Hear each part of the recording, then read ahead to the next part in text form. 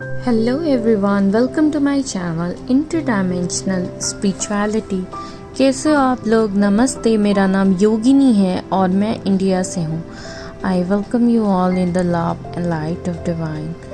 अगर आप मेरे चैनल पे नए हो और आपको मेरी वीडियोस अच्छी लगे तो please like, share and subscribe.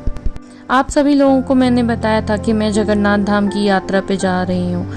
अब मैं वहाँ से वापस आ गई हूँ। मुझे वहाँ जाके बहुत अच्छा लगा, बहुत पॉजिटिव और बहुत हाई वाइब्रेशन है वहाँ की। जो लोग भी जगन्नाथपुरी में रहते हैं वो वहाँ के वाइब्रेशन को यूज़ कर सकते हैं। वहाँ पे इतना अच्छा और इतना हाई वाइब्रेशन है कि आप उसकी सहायता से अपने वाइब्रेशन को भी रेज़ कर सकते हैं। तो आज का मेरा वीडियो जगन्नाथ धाम के ऊपर ही है, पर थोड़ा सा डिफरेंट है। 16वीं सदी के एक संत थे अच्युतानंद दास। उन्होंने एक बुक लिखी थी जिसका नाम है भविष्य मालिका। उसमें बहुत सारी ऐसी भविष्यवाणी की गई है कि कैसे कलयुग के अंत समय का पता चलेगा, और वो भविष्यवाणियां जगन्नाथपुरी के साथ जुड़ी हुई हैं। तो आज मैं इसी बारे में बात करना चाहती हूँ। हम सब जानते हैं कि असेंशन का टाइम है, अर्थ 3D से 5D में जा रही है। उसको आप कलयुग का एंड भी बोल सकते हो, असेंशन बोल सकते हो, आप कुछ भी बोल सकते हो, पर हो वही रहा है कि या तो कलयुग खत्म हो रहा है, सतयुग आ रहा है, अगर आप ऐसे देखना चाहो, या तो 3D खत्म हो रहा है और 5D आ रहा है। असेंशन तो हो ही रहा है। हम सब एक ही साइड पे हैं, बस बात यह है कि उस चीज़ को अलग अलग तरीके से अलग जगह लिखा गया है। तो कई बार उसका जो हम इंटरप्रिटेशन करते हैं ना, वो अलग कर लेते हैं। हमें लगता है अभी कलयुग के बाद ऐसा ही सतयुग आएगा, जबकि अभी 3D के बाद 5D आने वाला है, अर्थ असेंड होने वाली है। तो आइए जानते हैं कि ऐसी कौन सी भविष्यवाणी थी जो भविष्य मालिका में लिखी हुई थी, जिससे ये पता चलता है कि कलयुग का एंड होने वाला है। और मैंने अक्सर ये चीज़ आप लोगों से बोली है कि हम एंड टाइम में ही हैं। पहला ये है कि जब जगन्नाथ जी का अपमान होगा। जगन्नाथ धाम में हर साल नव कलेवर की रस्म होती है। इसमें पुरानी मूर्ति को बदल के नई मूर्ति स्थापित की जाती है। लेकिन 1996 के बाद 2015 में इस चीज़ को लेके वहाँ के जो पुजारी थे उनमें थोड़ा सा मन मुटाव हो गया, जिसकी वजह से ये जो चीज़ थी उसमें डिले हो गया और इतने सालों से चली आ रही रस्म का अपमान हुआ और जगन्नाथ जी का भी अपमान हुआ। दूसरी चीज़, गुंबद के पत्थर।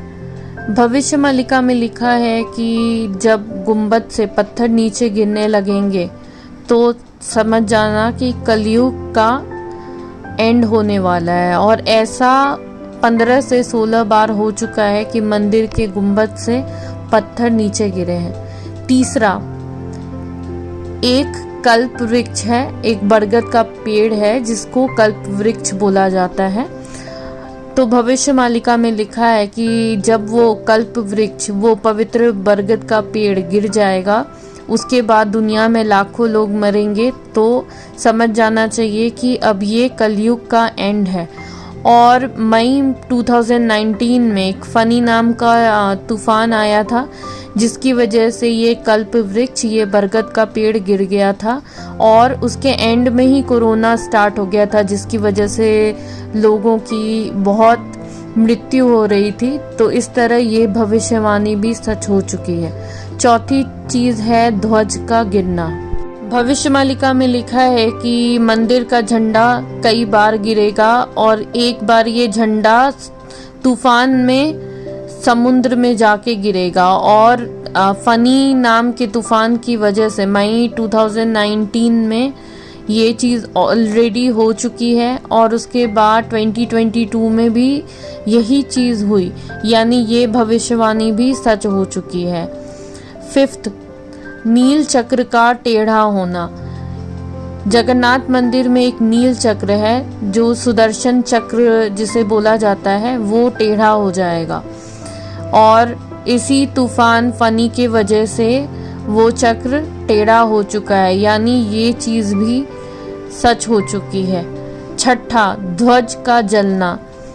जो मंदिर का झंडा है उसमें आग लग जाएगी, ऐसा भविष्य मालिका में बोला गया है। तो आप समझ जाना कलयुग का एंड हो रहा है। और 19 मार्च 2020 को एक दिन अचानक ही उस झंडे में, उस ध्वज में आग लग गई और इसको बहुत बड़ा अनिष्ट माना गया। उसके बाद ही हमारे देश में, इंडिया में लॉकडाउन लगा था।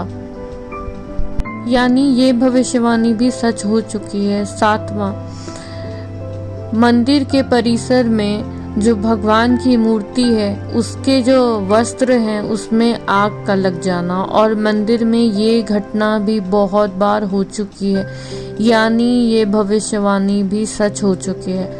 आठवां, भविष्य मालिका में लिखा है कि जब मंदिर के शिखर पे और स्तंभ पे गिद्ध बैठेगा तब हमें समझ जाना चाहिए कि कलयुग का एंड होने वाला है। और जगन्नाथ मंदिर के शिखर के आसपास कभी भी कोई पंछी नहीं उड़ता था और कभी कोई विमान भी वहां से नहीं उड़ाया जाता था। लेकिन 2020 में और 2021 में अचानक से ही मंदिर के शिखर पे गिद्ध, चील और बाज दिखाई दिए और मंदिर के शिखर, ध्वज और स्तंभ और नील चक्र पे ये पंछी बैठे हुए दिखाई दिए थे, यानी ये भविष्यवाणी भी सच हो चुकी है।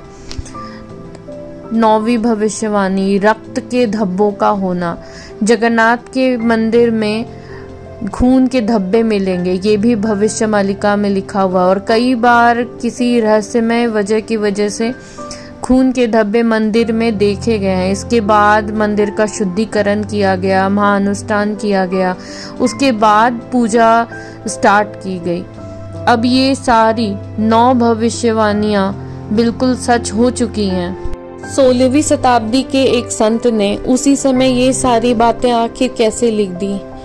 वो इसलिए लिख दी क्योंकि उनको पता था कि एक दिन आएगा जब हमारी मदर अर्थ का असेंशन होगा, जब ये कलयुग समाप्त होगा। अभी भी जो लोग इस बात पे भरोसा करते हैं कि कलयुग में अभी लाखों वर्ष बाकी है, प्लीज आप लोग जागो, अब समय आ चुका है। हम लोग अब एंड टाइम में हैं।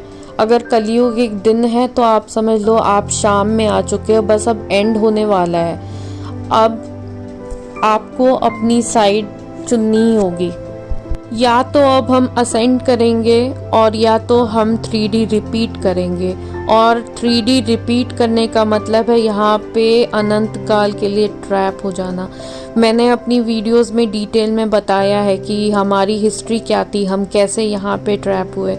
मैं लिंक डिस्क्रिप्शन बॉक्स में एक बार फिर डाल दूंगी, अगर आप लोगों को वो पार्ट फिर से देखना है तो आप फिर से एक बार देख लेना। लेकिन प्लीज़ आप इस भ्रम से बाहर आओ और अपने ऊपर काम करो, क्योंकि जब हम सब असेंड होंगे, जब हम सब अपनी वाइब्रेशन हाई करेंगे, तभी हमारी मदर अर्थ भी असेंड होगी। यही वो समय है जिसके लिए हम सब यहाँ आए थे। जो भी स्टार सीड हैं, जो भी लाइट वर्कर हैं, ये वही समय है जिसका वेट आप इस जन्म से नहीं बल्कि आप जन्मों जन्म से कर रहे थे। अभी ये वो वक्त आ चुका है, तो अभी आपने इतने सालों का जो नॉलेज इकट्ठा किया है इस जन्म में या पिछले जन्म में, अब उन सब को आपको अनलॉक करने का समय आ चुका है। और प्लीज़ मैं फिर से ये बताना चाहूँगी कि यहाँ डरने की ज़रूरत नहीं है। और जो लोग, आप लोग अगर किसी भी तरह से लोगों को डरा रहे हो तो प्लीज़ आप ये चीज़ें बंद कर दो। यहाँ पे डर की कोई ज़रूरत ही नहीं है। मतलब एक बहुत अच्छी चीज़ होने जा रही है, हम उसको विटनेस करने जा रहे हैं। बहुत अच्छा टाइम आने वाला है। ये कोई प्रलय नहीं आ रही जिसमें हम सब मर जाएंगे, सब खत्म हो जाएगा, ऐसा कुछ नहीं हो रहा। यहाँ पे एक ट्रांसफॉर्मेशन हो रहा है। जैसे एक कैटरपिलर तितली में बदल जाता है, ठीक वैसे ही हम सबके साथ होने वाला है। वो कुछ समय हो सकता है आपको थोड़ी सी परेशानी हो, ऐसा लगे, लेकिन अगर आप अपने ऊपर फोकस करोगे तो तो आप अच्छे से समझ जाओगे कि ये समय आपको किस तरह से धैर्य बना के रखना है और आपको अपनी भी मदद करनी है और आपको दूसरों की भी मदद करनी है। आगे इसी टॉपिक पे वीडियोस अब आते रहेंगे। मिलते हैं नेक्स्ट वीडियो में, तब तक के लिए बाय।